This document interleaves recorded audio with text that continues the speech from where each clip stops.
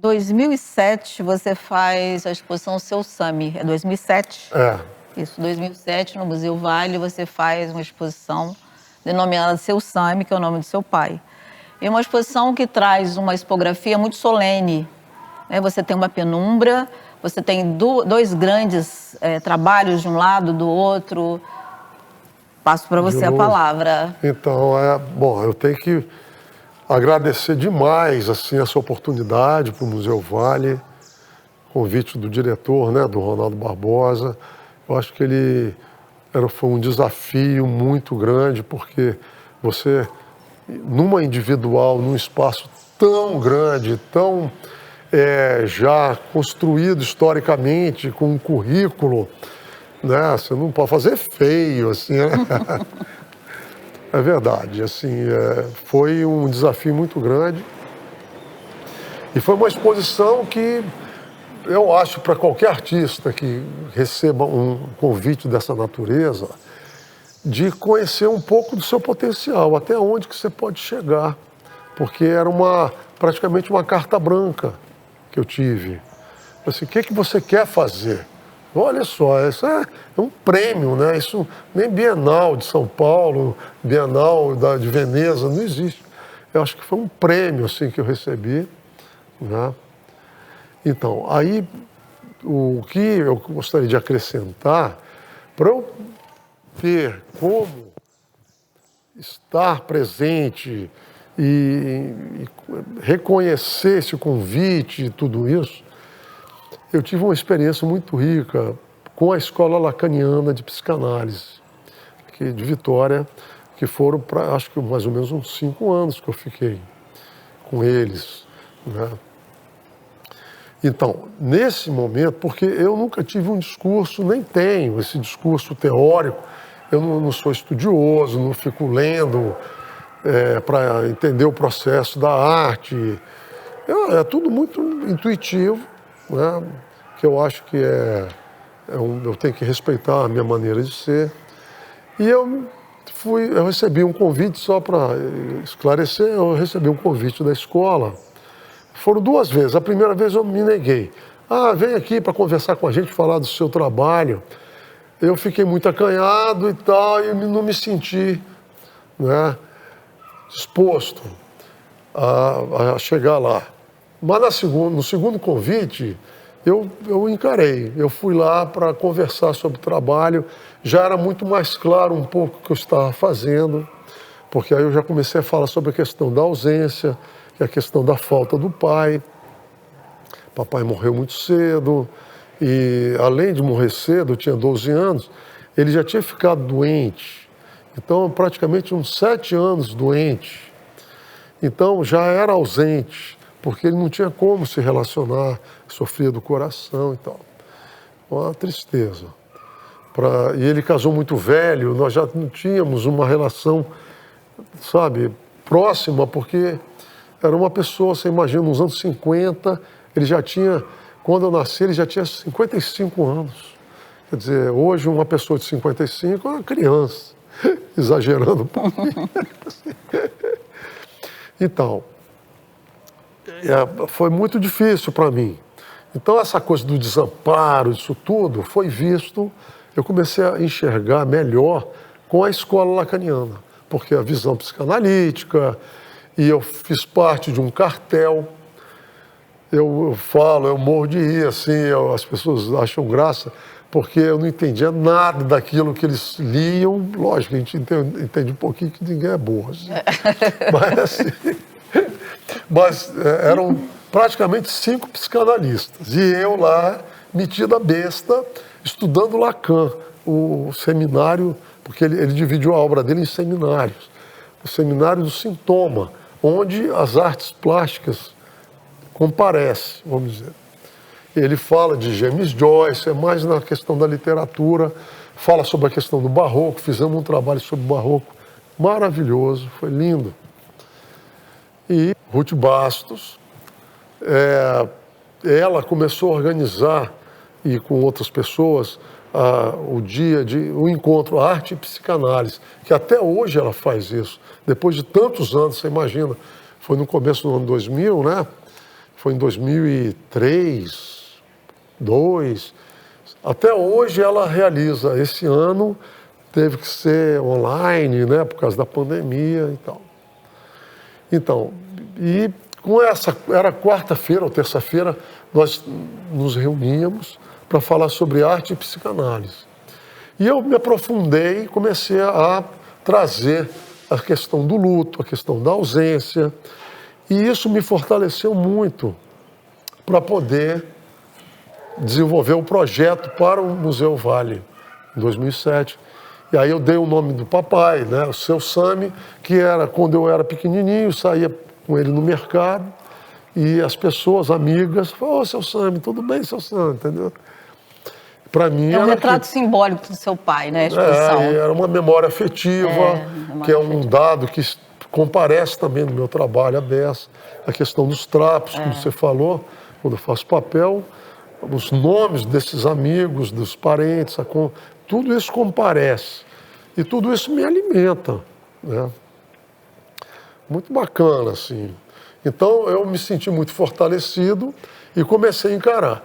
Numa dessas leituras sobre o Seminário do Sintoma, do Lacan, eu comecei a desenvolver um projeto que deu na Sherazade. Por quê?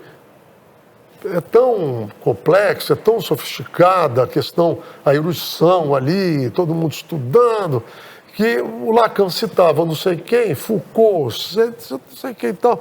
Aí você para tudo, vamos ler Foucault, vamos ler James Joyce, vamos ler não sei o quê. Eu comecei a ver que o texto, ele pulava de livro para livro. E eu comecei a enxergar a Sherazade aí, entendeu? Aí quando Malu Fatorelli veio a Vitória, Malu, uma artista carioca, muito bacana, muito querida, e ela dá uma oficina, eu vou participar da oficina, eu e a Thaís, minha mulher e tal. E eu falei, eu queria desenvolver, não tinha feito ainda a maquetezinha, o ensaio. E ela me deu a maior força e tal. Aí nós fomos um sebo ali, que era no centro da cidade, comprei uns livros, umas revistas, e comecei a montar fazendo um protótipo, do projeto. E vi que a coisa funcionava ali. Então, tem uma engenharia que eu tive que resolver e o Museu Vale me permitiu, né, desenvolver o projeto, porque é um projeto, realmente assim, é um projeto que exige uma mão de obra, né, é caro, não é tão barato assim, né? E aí deu no que deu. A Sherazade aí, né, nasceu no museu, no Rio de Janeiro. Aí nós desenvolvemos, já eram 400 livros. Aqui eu fiz com 100 ou 200 livros. Que são livros, para quem não conhece, são livros que se entrelaçam, né? Eu ia dar o nome até de Niemeyer, porque pelas curvas parecia uma arquitetura de Niemeyer e tal. E a Regina Schulan, com a irmã dela, a Tânia, não, elas têm que dar o nome de Sherazade, isso aqui é a história de 1001 Noites. Aí volta 1001 Noites, comparece novamente. Então é assim, a gente vai construindo, né? Eu acho que tudo faz parte, assim, sendo artista. Qualquer coisa que você faça, aquilo ali vai estar presente, né? Ou por uma questão atávica, como você estava falando, sim, a questão de amassar o quibe, desses gestos todos, né? Eles fazem parte do seu repertório. E o Seu Sami, a entrada, eu falo solene porque você entrava nessa zona neutra, aí de um lado você tem uma tapeçaria, um manto, vamos dizer, da dor, e do outro lado do amor. Mas ampara esses dois mantos espelhos, ou seja, essas imagens são replicadas infinitamente, né? Você deve ter ouvido, eu ouvi muitas pessoas, como essa exposição, as pessoas se identificaram exatamente com o nome do pai, com a relação do pai. Você fala da psicanálise, mas também esse reencontro de quem vê a obra, porque aí não é mais você, a obra está lá, ela é ela, né? Então eram duas salas, né? A sua exposição. A primeira era o seu A Sami. terceira também lá em cima, a Sherazade. Ah, e também a Sherazade lá em cima. Então, faz um percursinho da exposição. O Paulo Herkenhoff, que fez a curadoria. Você participou também de uma forma muito bacana, trazendo informações sobre o artista, né, a biografia, né? Então, e aí eu tive um desejo de fazer uma biblioteca. A ideia, assim, como é que eu fui formatando essa exposição? Uma biblioteca, só que era um mercado árabe, a biblioteca. Daí, e eu fiz essa grande sala que era do seu Sami, que era o seguinte, um espaço de 60 metros, 40 metros de ausência, de escuridão. Eu ilumino essa parte de cá com a sala do amor e a sala da dor. Com os espelhos, então, cria uma situação infinita. Quer dizer, a situação da perda, ela nunca vai se resolver. Ela se propaga, né? Porque foi uma maneira que eu encontrei de falar desse infinito, porque a questão da falta, esses gestos que eu faço sobre a questão da caligrafia, que resultando numa renda, né, aparência de renda, sempre tem um vazado, sempre tem essa falta, que daí vem a psicanálise, me ajuda a compreender isso tudo, né? Então, e eu acho que isso fortalece também o conteúdo dessa grande sala. Porque eu apresento esses grandes mantos como partitura, que eu estava falando, né? E a possibilidade que o museu me dá para poder criar essa parede gigante. Ela tinha praticamente 6 metros por 9 ou 10 ou 11, não, acho que eram uns 10. Né? Quer dizer, é uma parede gigantesca, imensa, e que cria esse diálogo, né? Essa perda que não se resolve, né? Então, assim, eu fiz essa grande sala, fiz a sala da entrada com os livros, mesmo aquele objeto que é chamado de globo, que é um objeto quadrado, de 4 por 4 por 4, é bem grande assim, e são planos de papel. Já inicia essa coisa cinética também, né, aí nessa obra? Ali já que tem vai essa desdobrar propagação. Essa propagação. Hoje o trabalho cinético é mais como se fosse uma brincadeira para o olhar, mas ele vem dessa propagação infinita também, dessa perda que não se resolve, né? É isso, eu acho que chega uma hora que você tem aquele repertório, mas você tem um outro caminho, tem um desvio. Esse desvio me leva... Porque quando meu neto nasceu, eu fiz uma exposição que tratava dos brinquedos. Que é linda, seu nome é lindo, né? Yayuni. Yayuni é a luz dos meus olhos. Que você fala para a criança, Yayuni, isso em árabe, né? É muito importante como a matéria, você vai se apropriando da matéria, mas criando uma identidade para aquela matéria responder o que você quer, isso, né? Dentro desse contexto, de você já usar a bisnaga e a palavra, tem uma exposição que acho que também é uma exposição muito bacana, Constelação. Foi feita em 2 lugares, 2 sítios diferentes. Ela foi feita em Bagé, Rio Grande do Sul. Do Rio Grande do Sul, que tem uma singularidade, né? De identidade, de afeto, de história. E foi feita aqui em Vitória, no Palácio Anchieta também, com uma outra realidade, né? Então, é uma experiência também... E também tem uma questão da alteridade, Lau, né? Que você delega o outro. Na verdade, o outro escreve o nome e você constrói o manto. Isso. Essa exposição, eu tenho que falar do projeto que você idealizou. Eu não me lembro exatamente mais um ano. 2008. 2008? Então, eu fiz em Bagé em 2013, que você fez a curadoria e tal. Então, o projeto, vamos lembrar, né? A sua ideia era a convite vários artistas para Nova Almeida, na Igreja dos Reis Magos. E eu criei esse trabalho. Que falava de identidade. Que falava de identidade, o projeto. Então, era projeto de identidade e pertencimento. Identidade e pertencimento. Então, aí eu desenvolvi um trabalho que era trazer a comunidade para participar dessas escritas dos nomes. E com esse resultado, esses nomes feitos, porque, só para explicar tecnicamente, com uma bisnaga você coloca a massa do papel e você escreve ou desenha o que você quiser.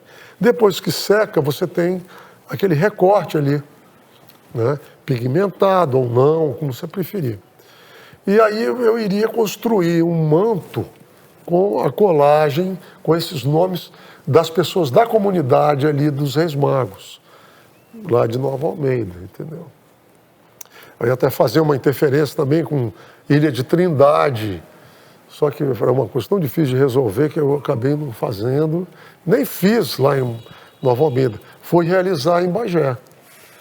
E aí em Bagé foi muito bacana, assim, porque nós tivemos carta branca para fazer o trabalho e eles, que foram os assistentes, as pessoas que me ajudaram, né, eles organizavam as oficinas na rua, com tendas, colocavam uma televisão com o depoimento do artista, no meu caso, que sou eu, né, com meus trabalhos também, para as pessoas saberem de que se tratava, quem é esse cara, o que ele veio fazer aqui, né?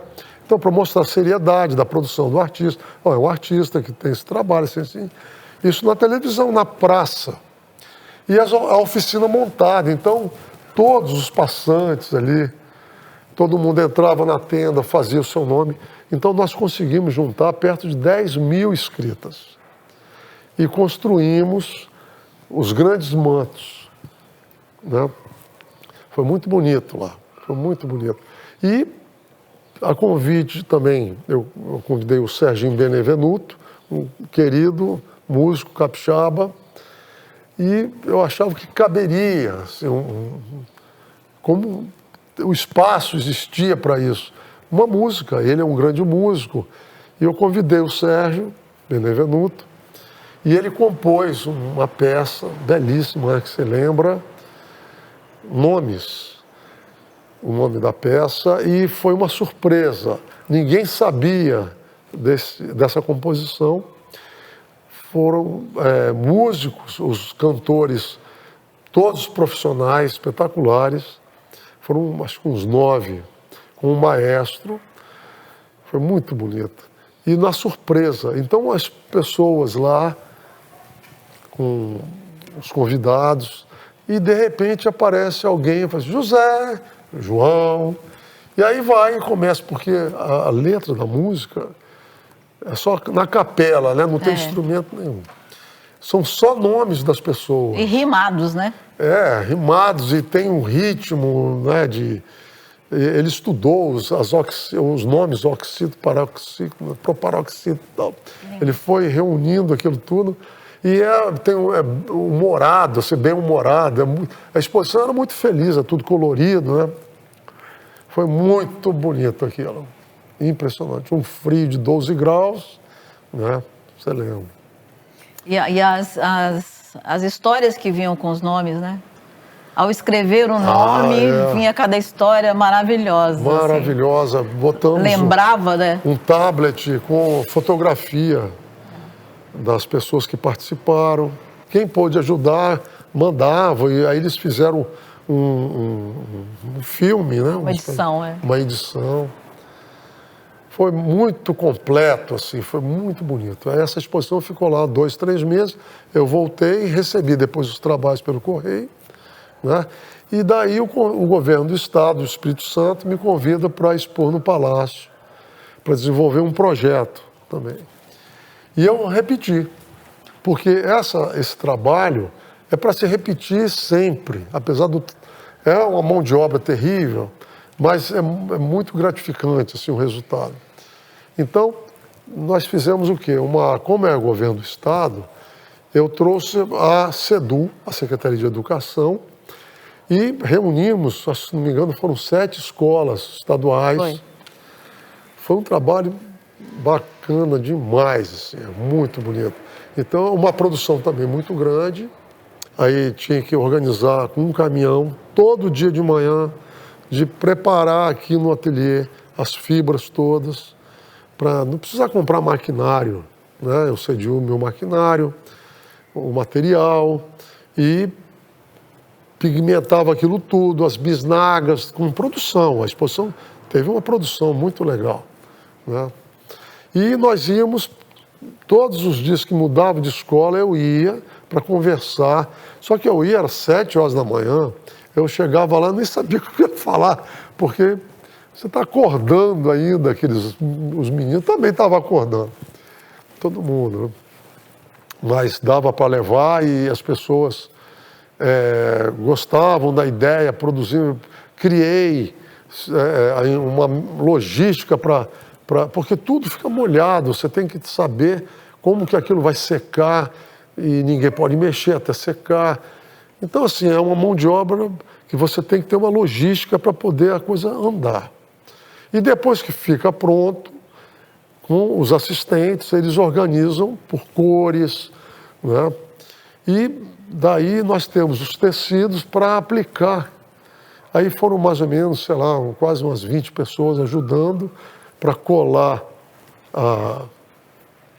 os nomes, as escritas. E no palácio nós fizemos muito bonito, porque nós forramos o teto, porque o pé direito aqui não é tão grande. Então eu forrei o teto todo de espelho. Então todo o desenho que foram criados pelos mantos, com as escritas, ele se repetia para cima. Então ficava assim uma coisa de você ficar em êxtase, né? Uma epifania, né? Realmente assim era você entrava no trabalho, né? Entrava, você fazia parte do trabalho. Fizemos a mesma coisa também, a surpresa com a música, eu repeti a música. Serginho apoiou aí o coral. O coral foi de uma das escolas, que era a Escola Viva, na época. E o professor, era um professor de matemática, será que é Marcelo? Se desculpa aí se eu estiver errando. Bom, tem a Jéssica também, que ajudou muito. E eram alunos que não sabiam cantar nem nada, eles começaram a desenvolver. E foi uma coisa de coração que foi feito. Lá em Bagé foi tudo profissional, assim, mas aqui não tinha como cobrar deles uma posição profissional. Mas foi emocionante. Foi emocionante. Eu vi as pessoas chorando, se emocionaram a beça. Então, junto com essa instalação, eu fiz outros trabalhos e preenchi o espaço do palácio, a área expositiva, né? Pela primeira vez, foi permitido criar intervenções na área da residência. Eu instalei alguns objetos, foi muito bacana. Então, foi uma exposição muito linda. Isso foi há pouco tempo, foi em 2016. Né? Você está falando da existência, né? Como a existência ela é um condutor, um dispositivo. Uma pergunta que nem é minha, não lembro quem fez, mas eu achei uma pergunta muito própria para esse tempo. O que pode a arte diante de tanta urgência humanitária?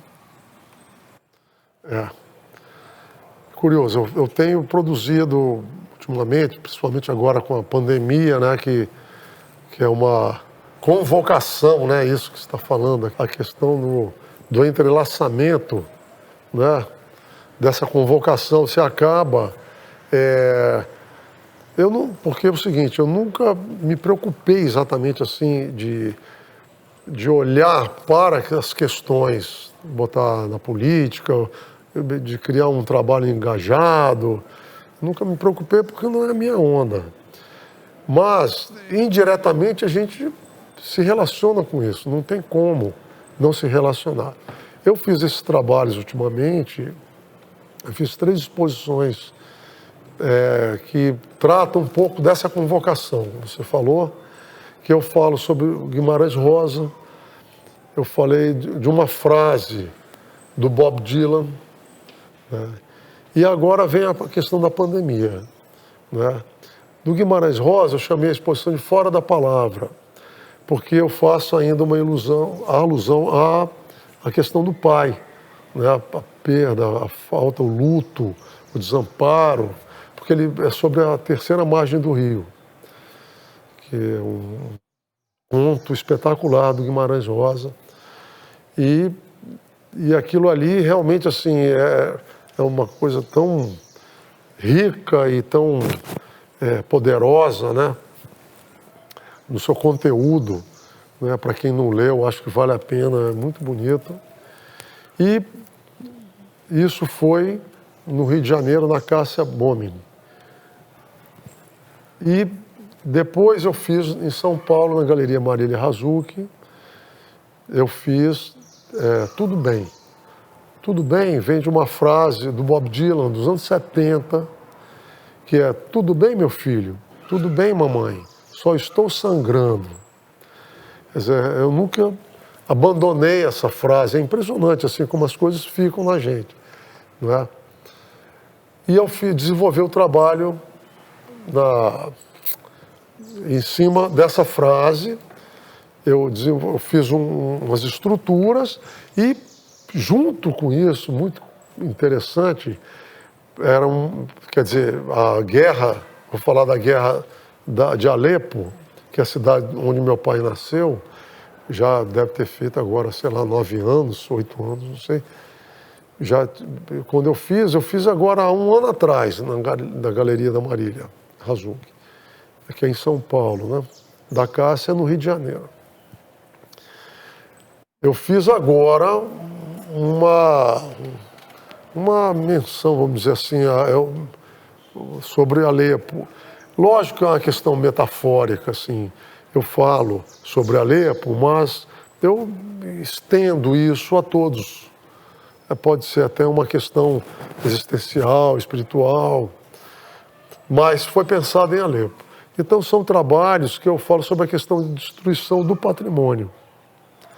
Eu represento o patrimônio com o pigmento metálico, como o ouro, né? E trabalho com... Aí vem os azulejos, volta os azulejos, e esses azulejos são destruídos. O que eu faço, na verdade? Eu faço monotipias. Eu crio as matrizes como gravura e entro com a massa de papel, né? Cobrindo essa área, e depois que ela seca, ela traz essa imagem que foi construída, né? Então é um trabalho muito difícil de compreender a sua existência, assim, porque o resultado final é o quê? Uma pintura, porque tem pintura, tem resultado da cor, tem resultado da textura, né? Tem relevos, aí já ultrapassa a questão da pintura, aí já começa a querer vir para o espaço. Ele nasce pelo gesto. Que eu queria dizer era sobre isso. A questão do gesto, que remete primeiramente à questão construtiva, vem da arte concreta, neoconcreta, daí vem gestos, porque eu venho depois destruindo tudo com martelada, né? Vem o gesto da colocação da fibra, a pigmentação da fibra, que é antecipada, né, para poder, quando ela resolver, ela seca, ela já está pigmentada, né? Então é um trabalho que eu acho com uma complexidade assim, imensa, assim. E eu estou gostando muito assim, do resultado final, porque apesar da dificuldade de ser realizado, porque é um trabalho perigoso, porque eu já sangrei várias vezes, porque o azulejo quebrado vira um corte, né? Assim, é muito perigoso, igual uma faca, né? Então tem que ter muito cuidado, trabalho com luva, trabalho com máscara, pelo processo alérgico, né? Porque é pigmento metálico, aquilo fica no ar, né? Mas eu acho assim, como resultado, é um trabalho que está me demandando demais a curiosidade de trabalhar o tempo todo nisso. Só que é um trabalho que demora muito para ser realizado. Então eu tenho que ir com calma, paralelamente eu vou desenvolvendo outros projetos, entendeu? Então essa exposição é uma exposição muito marcante. Assim. Porque também há uma desconstrução da matriz, né? Você constrói, destrói a matriz toda, porque você, né, interfere nessa matriz com um objeto, com não sei o quê, mas ao mesmo tempo também você devolve isso, é comovente, porque você devolve isso como se fosse uma joia, que à medida que você coloca a fibra e ela vai percorrendo todo esse caminho, depois a matriz, né, que fica, há uma inversão também, né, do que é a matriz. A matriz eu não sei o que eu faço com a matriz ainda. Que é tão bela quanto, né? É uma joia. E é uma resposta, pensando na música do Bob Dylan, né? É uma resposta, assim, para o universo maravilhoso que você dá, né? Quer dizer, aparências dos trabalhos eram muito distintas, mas na questão da existência, que eu estou falando da questão do sangrar e da guerra, do horror da guerra, né? Eu acho que eles se encontram, apesar da diferença visual entre as obras, entendeu?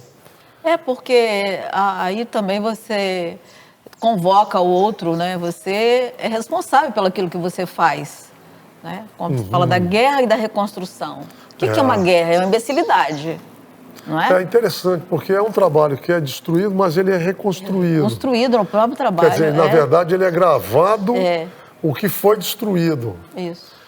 É interessante. Eu pensei muito sobre a questão da teatralidade, porque na medida que você vai construindo com os azulejos, você quebra, é tudo um pouco teatral isso, porque eu estou representando uma questão, né?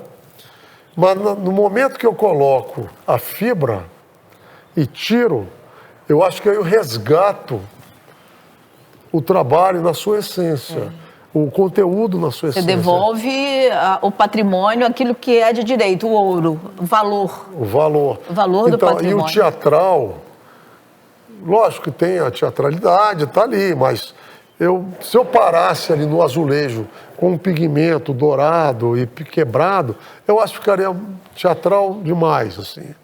Você usa a palavra teatral, eu não consigo encaixar essa palavra teatral. Porque eu acho que é uma vivência e acho que ela reverbera em você. Mas é teatral no momento que você está construindo aquilo, porque você está representando. É uma representação. É uma representação, tem... Na verdade, eu acho que é uma narrativa, não é uma representação. Porque eu acho que quando você representa, você tem um texto que você reproduz. Ali tem uma narrativa que está implícita em você, né? Você está ali, tudo te toca, né? O momento te toca, coincidentemente, Alepo é ali representada por um patrimônio destruído, mas é aquele também da natureza que você também traz no metal de Guimarães Rosa, né? Você está falando do universo, do cuidado do universo, porque o Guimarães fala disso também. Né? Sim. A questão da sobrevivência é interessante falar sobre isso. Assim,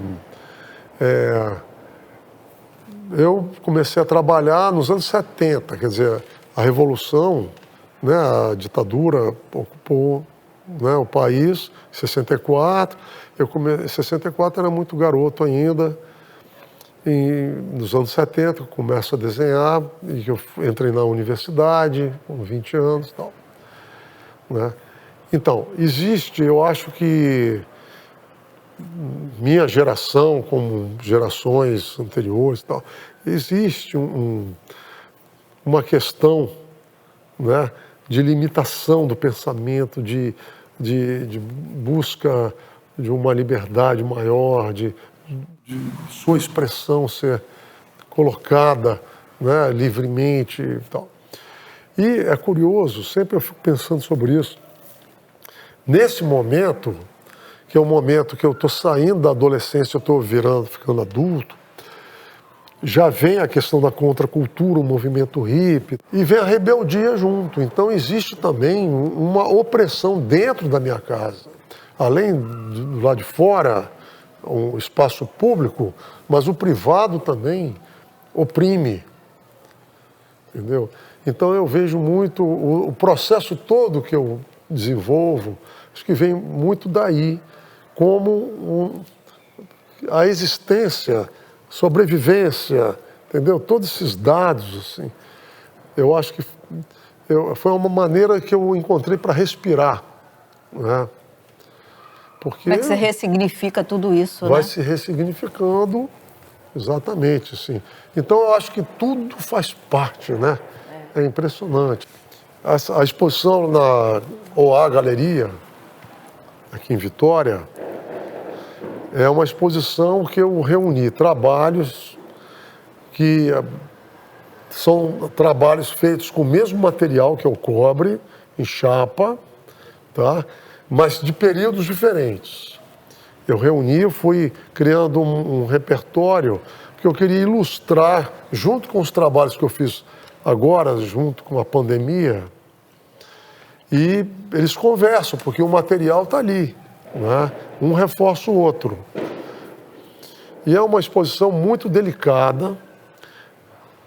Eu acho que é interessante esse contraponto com a violência do vírus, a violência de tudo que a gente está vivendo, né? Então, e aí eu desenvolvi, tem uma série que eu fiz, que eu acho muito interessante, que é a partir de uma frase também. Eu tenho muitas essas questões das frases que ficam, né, que você escuta, que o Dr. Luiz Buais, que foi um médico muito carismático, cara, espiritualidade assim gigante, cara, muito querido. E um grande médico, e ele era muito espirituoso, assim, de gozação. E ele falou o seguinte, que a merda é a mesma, só mudam as moscas. E isso ficou na minha cabeça e tal, porque ele falava isso sobre a questão política. Isso lá atrás, né, anos atrás. E você, dentro de casa, com a pandemia, você está na televisão, escutando notícias. Tudo bem, você vai ver um filme aqui, outro ali, trabalha, mas você tem muita notícia e muitos políticos. Eles não se entendem, fazem uma confusão terrível, uma coisa horrorosa. E aí me veio essa frase, porque é o processo intuitivo. Você está assistindo, pô, mas esse negócio está demais, está demais. E aí eu desenvolvi uma série, depois vocês vão ver, uma série que trata da pandemia, mas assim, eu não falo de pandemia, eu falo do que eu estou... Metáfora. É uma metáfora, né? E que eu vivenciei, estou vivenciando ainda, né? Tem uma casa também que eu fiz, uma casinha, é uma casinha que eu acho que ela parece que ela está enterrando seus mortos, assim. Porque é uma casa toda vazada, vocês vão ver também, e que eu faço como se fosse uma chuva de terra, e como se estivesse enterrando os mortos da pandemia. Ela é singela, porque ela é pequenininha e tal, mas ela tem um drama, assim, ela é bem... Mas é tudo muito delicado, sabe? O álbum Socorro também é de outra... É outro momento, mas cabe muito...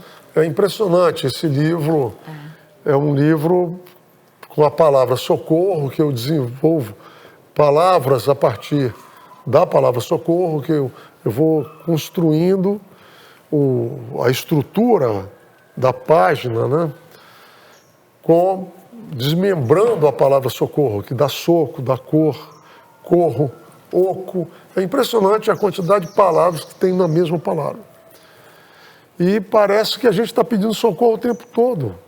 Pelo amor de Deus, por que a gente precisa pedir socorro o tempo todo, né? Eu acho que nós vamos viver, infelizmente, eu não sou super pessimista, não, mas é difícil, né? É bem difícil.